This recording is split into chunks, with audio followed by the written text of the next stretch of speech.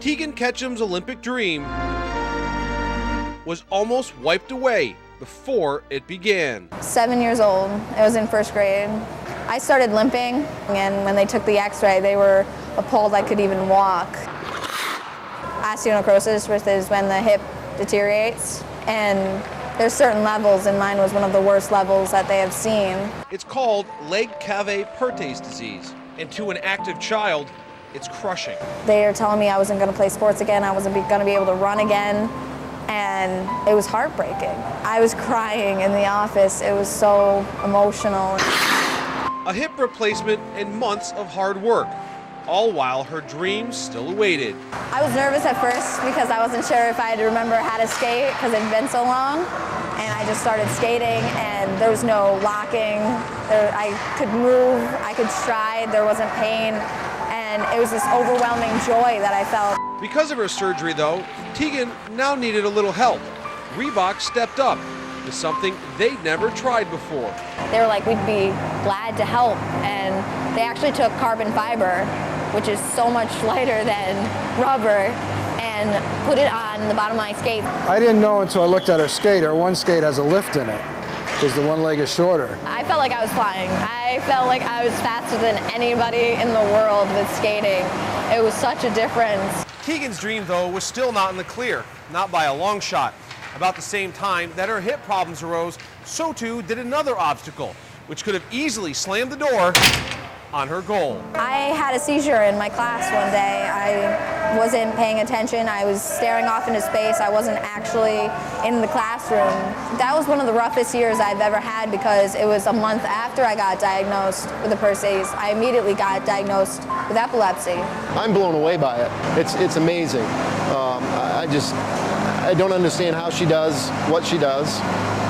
And listening to her mom talk about, the years of all the things she had to deal with, it's just amazing. There you go, Ariel! Keep working, kid! Olympic hopefuls, after all, don't give up hope. I can see it on her face once in a while, but she never says a word. I'm a very stubborn person when it comes to that.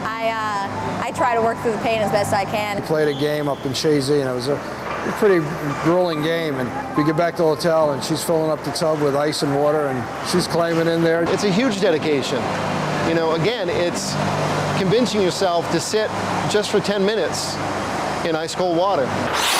She knows what she has to do something that she loves, and it's a dedication that you don't always see at this age level. A lot of people are afraid to either let their kids or let themselves go do something they love, whether it's a sport, with fear that they could have a seizure or something could happen. And yes, that is a possibility where it could happen, but there's a possibility that you're missing out on a dream. In Albany, Scott Morlock, Fox 23 Sports.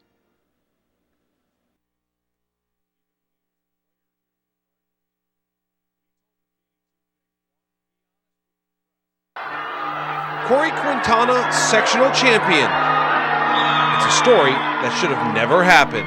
I honestly believe if I was still in New Mexico, I'd probably be dead. I don't think I'd be alive right now. Survival that came with a price. A troubled child, all but in charge of an entire family. Mom didn't really do a lot. I love her with all my heart. She kind of was in a state of depression. She didn't really do anything. My stepdad worked 2 jobs.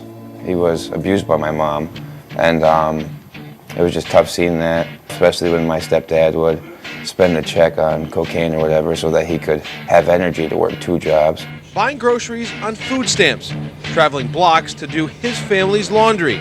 Cory had to grow up fast. I got beat up quite a lot as a little kid because I'm Mexican, but I don't look Mexican, and more than like half the population is Mexican. So I always got called the fat white boy, stuff like that. Everyone wanted to mess with me. I'd get beat up a lot. Barely a teenager, he watched as his mother eventually lost her battle with depression. Cory's only option? Moved to New York to be with his brother. Again, not the perfect situation. My brother, Jeffrey, met a girl online, and they started dating, and they bought a house. Bria was awesome. I met her family. I call her mom my grandmother, because the way we feel about each other, it's easier to just say grandmother, because that's what she feels like to me. His brother left. Cory stayed. But so too did his troubles, this time with Bria's new boyfriend.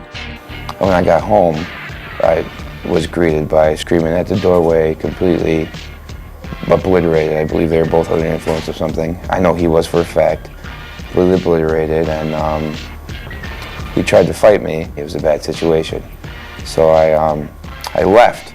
I called the police officers, told them what happened, and he tried to fight me. And as I was walking back, they were looking for me with flashlights.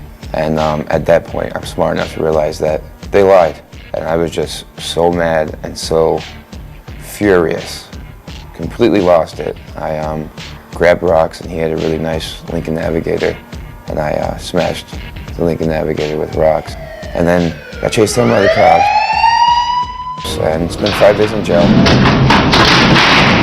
No one came to visit me. At that point, he committed to the only choice he had left. Wrestling has saved my life. If it wasn't for wrestling and me latching on to something I fell in love with, I wouldn't be here either. Even with all the people in my life, if it wasn't for wrestling, I have to get back to that. I am where I am, and I'm just happy where I am. It made me who I am, so I wouldn't change anything. A journey that, no matter the outcome, makes Cory Quintana a champion.